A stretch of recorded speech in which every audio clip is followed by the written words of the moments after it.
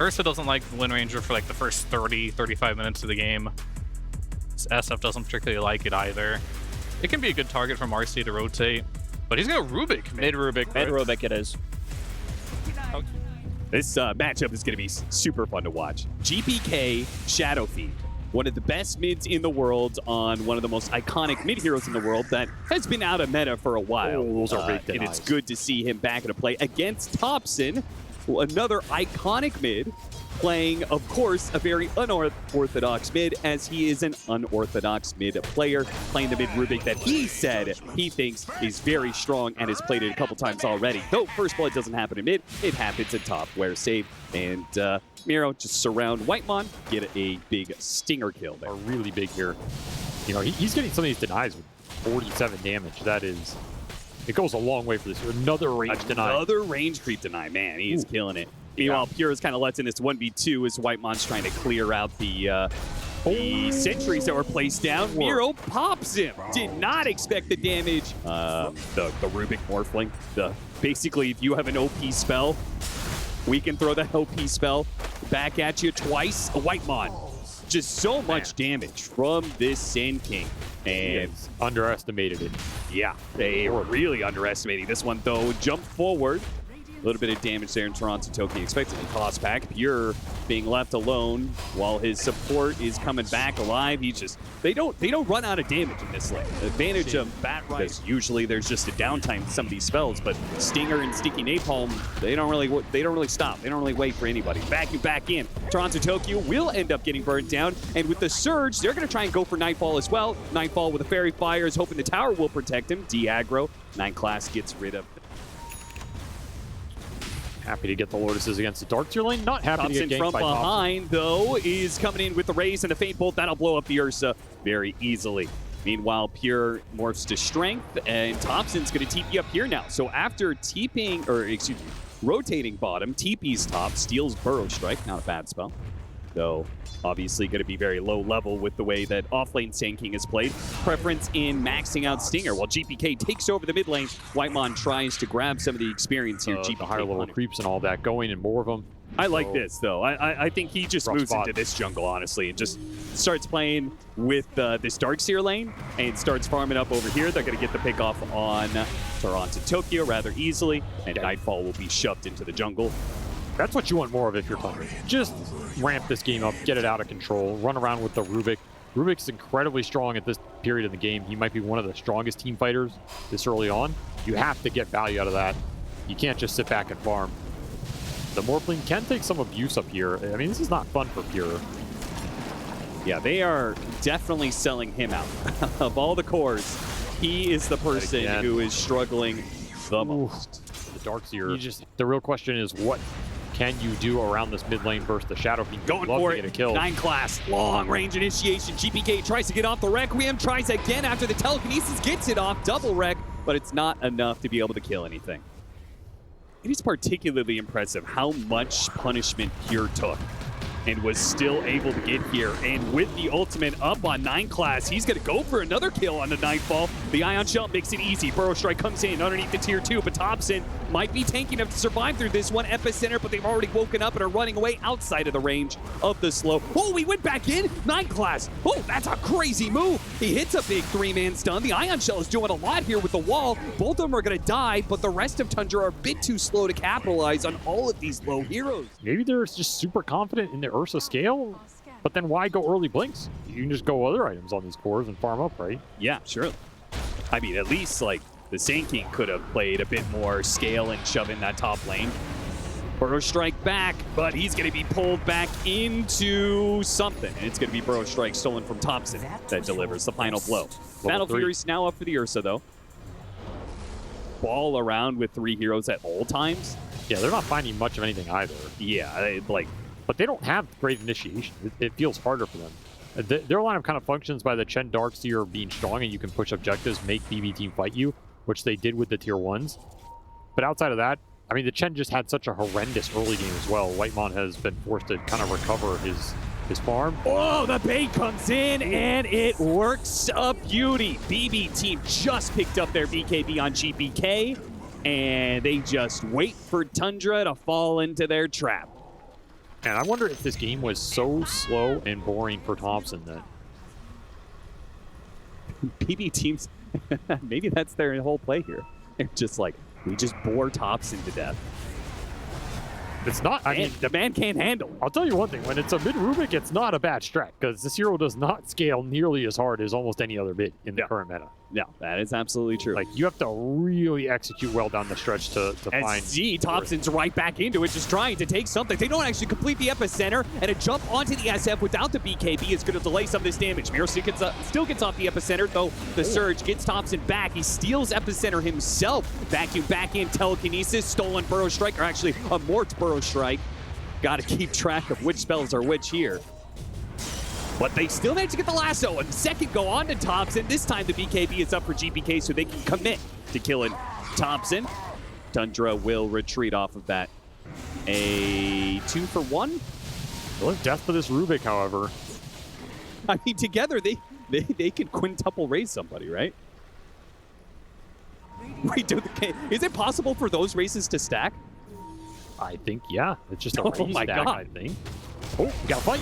Night Class walks into a ward, immediately gets ganked by the Ursa, somehow manages to hop away. They're going to chase after GPK. He still can't get it, but there it is. Okay, now they got to grab onto the Morphling, and he gets 100-0'd as well. Nobody seems to be able to survive through these Requiem so far, and a nice burrow strike from Nero to follow it up, hitting onto 2. Tundra are getting demolished now. Ramses goes for a desperate TP away. Maybe not so desperate. He makes it out. There's no stuns and not fast enough damage. Despite the initiation starting off on the banner Marcy. in the pit disappeared.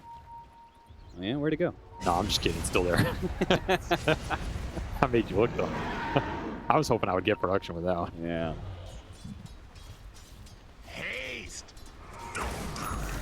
Oh, Amp DM and Shadow Fiend just for the fight. Oh, Miro's in a great position to be able to completely ruin this smoke play from Tundra as they stumble into BB team. Pure push forward there. Now gets lassoed. He's surrounded, man. Nothing done. This is just terrible. Thompson actually hitting some raises here to get some kills. Gets a double. You can't stop the big threat of all these beefy boys. The three of them just melee ramming into hero after hero. They took down the Rubik. Now they'll run down the Darkseer underneath the tier 3s. You got the SF. You got the Bat Rider. But then you had nothing left. Wait, how did he get so many raises on? He's got Octarine. He got 6 raises off? He hit 6 raises on the SF and dealt 2,000 damage. He did 7,000 damage? That sounds really fast. I would like to see a replay of that if we have it, but either way, it's still a one team fight for BB Team. Still at the Aegis on this Ursa. Despite the cool plays from Thompson to take out his enemy mid laner, Pure just got nothing off, nothing done there. He was chain controlled from the start of that fight to the end. Yeah, Tokyo, he was just bashing skulls. He waveformed in and then got hit by the Requiem Fear, I believe, and just never got up. That was a buyback from Toronto Tokyo. They got the buyback out of the Rubik, too. It really hurts Thompson here, but Pure will survive through all of this. Wait for his TP to come up unless Toronto Tokyo magically runs into him. No caster curse today. He's going to peek out. Oh no! Oh no! Oh no! Gets stomped. Oh. And now he's getting the Requiem. All of that for nothing. Why? Why did you leave the trees? Why did you go into the Watcher? It's in the name. That's all they do. They only watch. Dude, Toronto Tokyo has been. This is exactly how they like to play with the Bat Rider. Lasso somebody, kill him, reset. Lasso somebody, kill him, reset. Nightfall took the banner this time. Hey, they actually got the banner. Yeah, they have 2 now. Nice. Next level plays. Sage's gonna slip up the side here. Doesn't have lasso yet, though. Cannot fight without Ramses here. Absolutely no way. Miro's gonna take the first jump, though, and take out the Marcy. Nightfall should be able to follow this up. They have no saves or anything to be able to stop this, especially with a good stomp onto the board flank. Delays any real plays. The Wind Waker Sand King is going to get burrow struck. Nightfall's going to work, though. Jeez, he just 100-0 Pure. He just got the bash at the right time and took him out. There's no buyback there. The game's done. It's over, man. It's over. There's no way you're winning the late game without a super farm Morphling and Marcy, who are ahead of their counterparts here of your Tundra. They just ran out of steam in that mid game. I'm kind of confused as to what they wanted to do with this lineup. But like, I was thinking that like maybe they thought the split push game was already taken care of. I don't think they really need to play around team fights. This might just be a Radiance brew that we've been seeing of old, just because like the Tundra heroes, yeah, they have a lot of stuns, but honestly, a lot of these heroes are really slow and just have a tough time getting in position for the stuns against heroes like Batrider, against Brewmaster Split. This is the almost certainly a carry DK from what I've seen from them before. We're gonna see if they pick it up. They were running out of mid. Carry DK. They were running out of like mid options, I would say, but they also do have a lot of that. Is once more winning this mid lane against GPK. I think this is a very favorable lane for him. Not much Puck can do about just spam Fade Bolt with outlast hits. Should have a level advantage. 9 class in some trouble. Hard to take these melee fights against us. I mean, the other move could make us onto this troll before he has the 6. But there's just been no rotations up here for Ramses, and he's going to go down in the 1v2. He's got a bunch of stick charges, but he doesn't bother to pop them. Just there's no way back to the tower. That's going to create an innate pressure point here as Popson looks for the rotation. Steals. That's not going to help you too much. But sheer numbers. Oh, he netted him. Will, he got him. Big spell steal.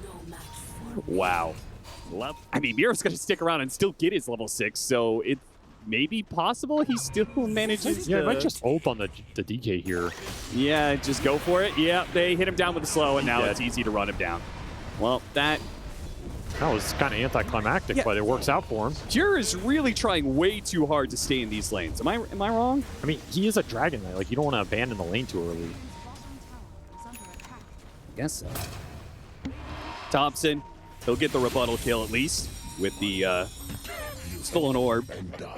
Something here.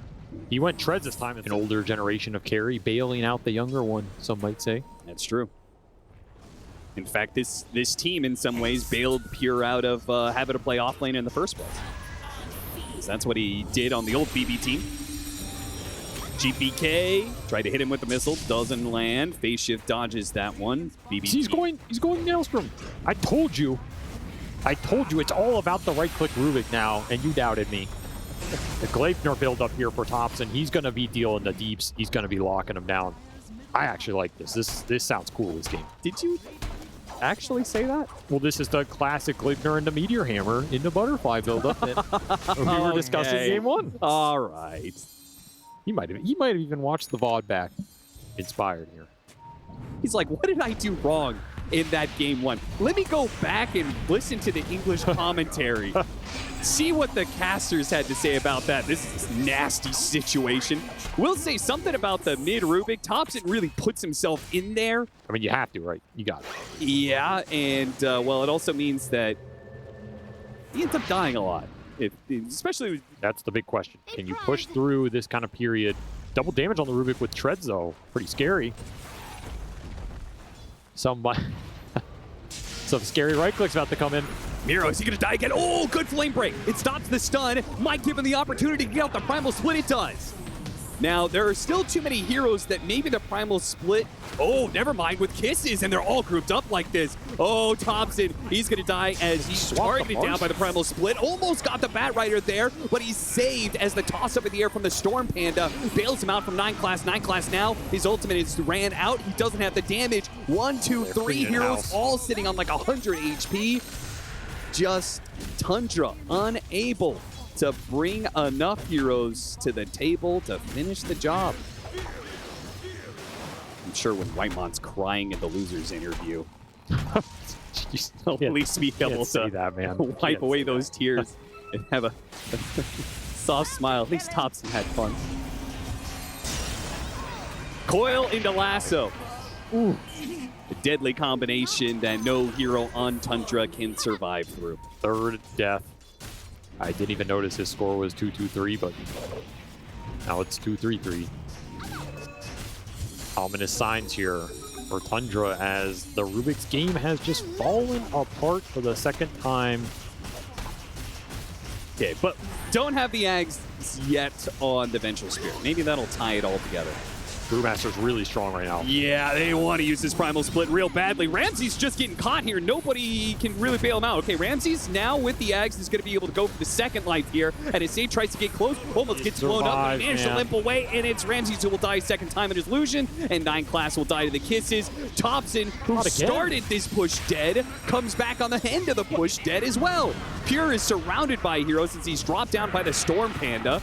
They might be kind of strong and tanky, but they don't have anything to stop. It's just collapsing. Keep on hitting it. Absolutely crumbling in this game.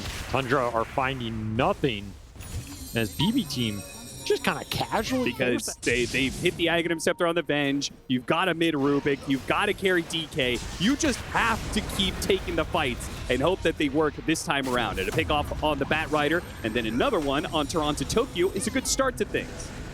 Got to be careful of this dive, though. Night Class, he wants to keep it going. They'll finally get that kill. GBK is here for a little bit of a punish. Coil underneath tier 2. Roll out the barrel.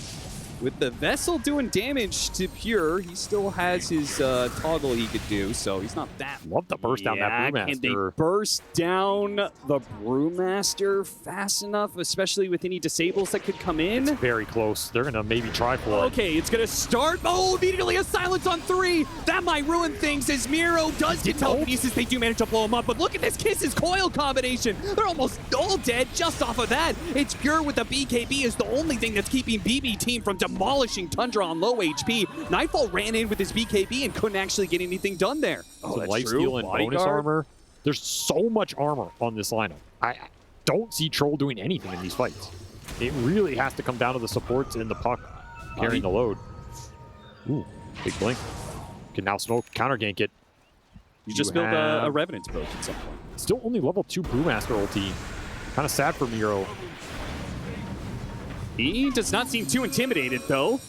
He wants to take this fight with the Coil. The Dragon Knight's already down to half. They Coil. No, wait, swap. Swap back in. Nightfall's on top of him, though. He's trying to finish off Pure, but he can't quite get the ensnare. The BKB and the movement speed is allowing him to stay away. Finally gets it now, but you can see the armor. Nightfall's really not doing that much damage. It's up to GPK. He's got to do all of it, and he does manage to do so. The Dragon Knight goes down. Troll goes back into it. The Rubik, he's trying to throw the whirling axes around. He gets the Gleipnir, throws the damage out in Nightfall. Can he do it? Ramsey swap back once again, and a Stormhammer to put him down. The Troll finally dies, but GPK is having the freest team fight of his life, man. Nobody is touching this puck, and he is touching everybody.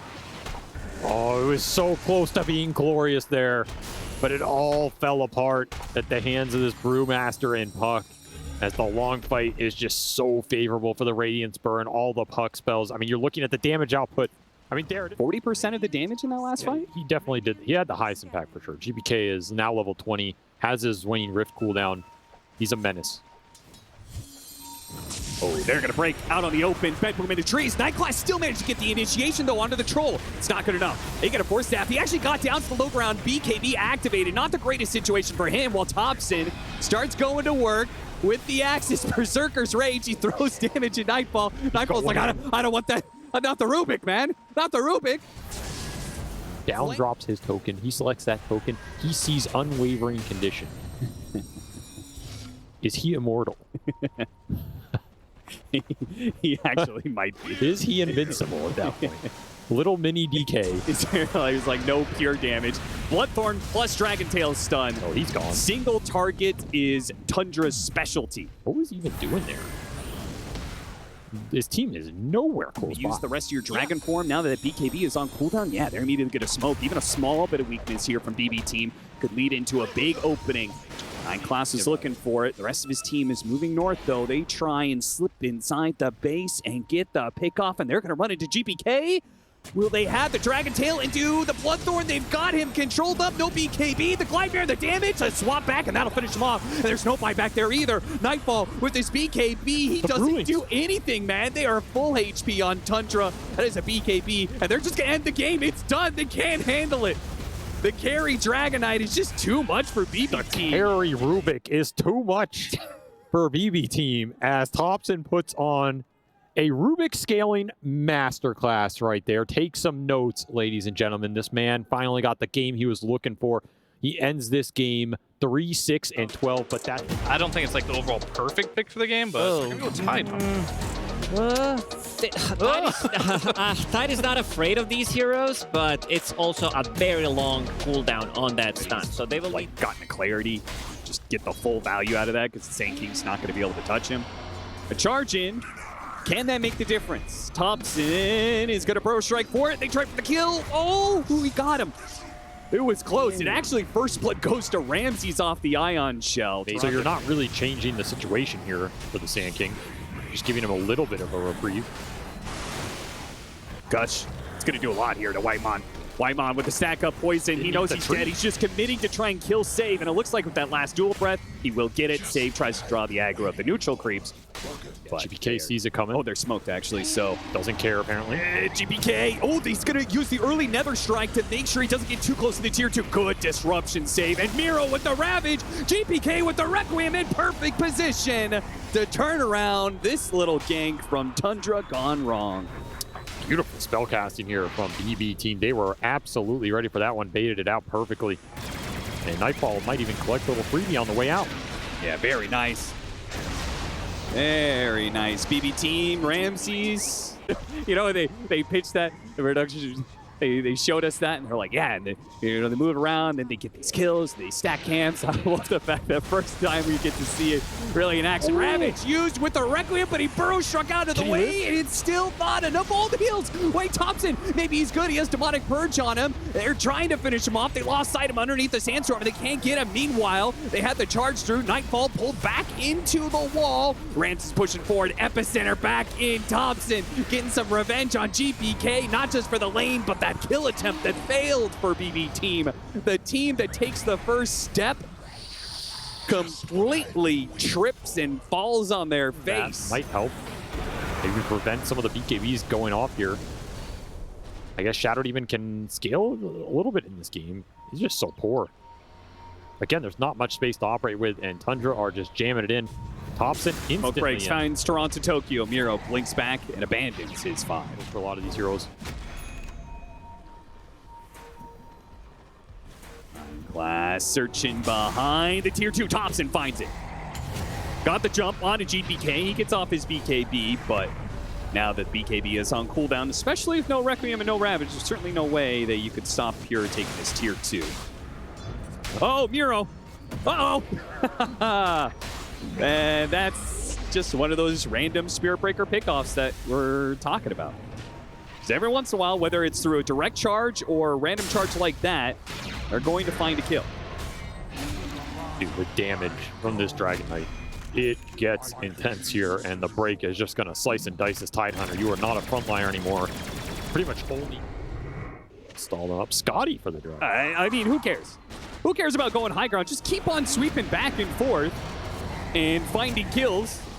Doesn't matter if you can't go high ground if you could just keep killing them over and over again. And that's what happens to Nightfall as he tries to farm Ancients on the other side of the map, but Pure and Nightclass are so fast at moving.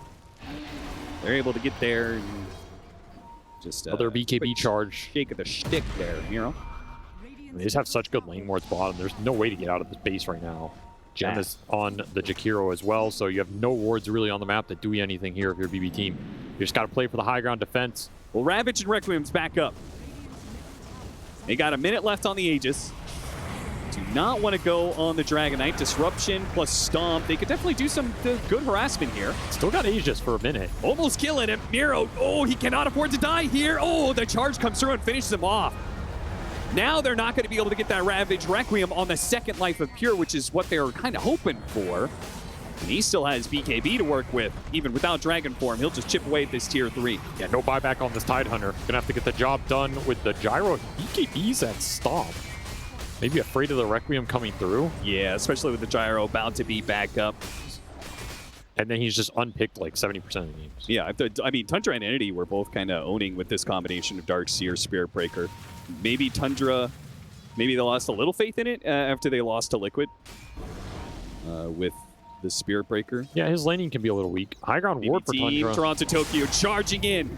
making himself the sacrificial lamb, opening up a Ravage that doesn't really hit much. BKBs from Tundra remain superior. Thompson, though, takes a lot of damage from GPK, and the shots from Nightfall add up a bit. Unfortunately, it's the Dragon Knight that's the bigger issue, and now the BKB is gone, and you have no Satanic, no lasting life for Nightfall. Crit. Just chunked him down to size. I mean, I'm surprised BB Team got anything out of that. Let's be real. They got some decent damage into Thompson there because he's the one without the big armor item. No Shivas on him, but you missed Ravage on everybody. Requiem did basically nothing. Just a disaster of a team fight into high ground ward, and it was ET on the front lines trying to bait out the jump so that he can buy back and rejoin that fight, but he can't get there. It's too far away. The damage is done.